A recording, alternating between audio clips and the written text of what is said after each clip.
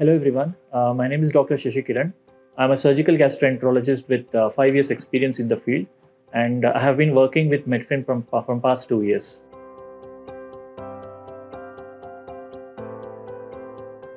Gastroesophageal reflux disease ಅಂತ ಹೆಸರೇ ಹೇಳ್ದಂಗೆ ಕನ್ನಡದಲ್ಲಿ ಹೇಳಬೇಕು ಅಂದರೆ ಸ್ಟಮಕ್ಕಲ್ಲಿರೋ ಊಟ ಮಾಡಿರೋ ಕಂಟೆಂಟ್ಸು ಆ್ಯಸಿಡು ಅನ್ನನಾಳ ದಟ್ ಈಸ್ ಈಸೋಫೇಗಸ್ ಅಂತ ಹೇಳ್ತೀವಲ್ಲ ಅಲ್ಲಿಗೆ ವಾಪಸ್ ಹೋಗ್ತಾ ಇರುತ್ತೆ. ನಾರ್ಮಲಿ ನಾವು ಊಟ ಮಾಡಿದಾಗ ಅನ್ನನಾಳ ಈಸೋಫೇಗಸ್ ಅಲ್ಲಿಂದ ಹೊಟ್ಟೆಗೆ ಹೋಗುತ್ತೆ. ಅದೆರಡರ ಮಧ್ಯೆ ಒಂದು ಯೂನಿಡೈರೆಕ್ಷನಲ್ ವ್ಯಾಲ್ವ್ ಅಂತ ಹೇಳ್ತೀವಿ.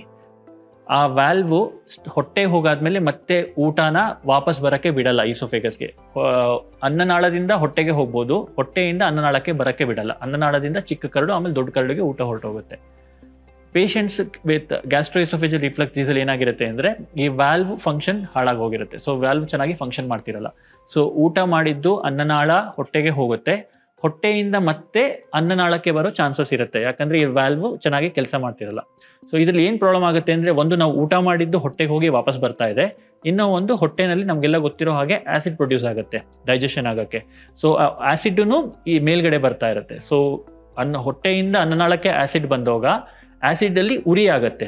ಎಲ್ಲಿ ಕಾಂಟ್ಯಾಕ್ಟ್ ಬರೀ ಹೊಟ್ಟೆಲಿ ಮಾತ್ರ ಅದೇನೂ ಆಗಲ್ಲ, ಬೇರೆ ಎಲ್ಲಿಗೆ ಹೋದ್ರೂ ಉರಿ ಸ್ಟಾರ್ಟ್ ಆಗುತ್ತೆ. ಸೊ ಅದಕ್ಕೆ ಗ್ಯಾಸ್ಟ್ರೋಎಸೋಫೇಜಿಯಲ್ ರಿಫ್ಲಕ್ಸ್ ಡಿಸೀಸ್ ಇದೆ ಅಂದರೆ ಫಸ್ಟ್ ಕಾಮನ್ ಆಗಿ ಏನು ತೊಂದರೆ ಹೇಳ್ತಾರೆ ಪೇಷಂಟು ಅಂದರೆ, ನನಗೆ ಎಲ್ಲಿ ಎದೆ ಉರಿ ಆಗ್ತಾ ಇದೆ ಅಂತ. ಸೊ ಅದು ತುಂಬ classical feature of gastroesophageal reflux disease. ಅದು ಏನಕ್ಕಾಗುತ್ತೆ ಅಂದರೆ ಆ್ಯಸಿಡ್ ಮೇಲ್ಗಡೆ ಬರ್ತಾ ಇರುತ್ತೆ.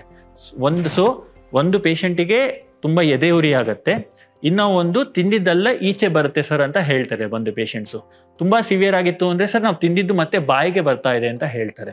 ಸೊ ಇದು classical presentation of gastroesophageal reflux disease.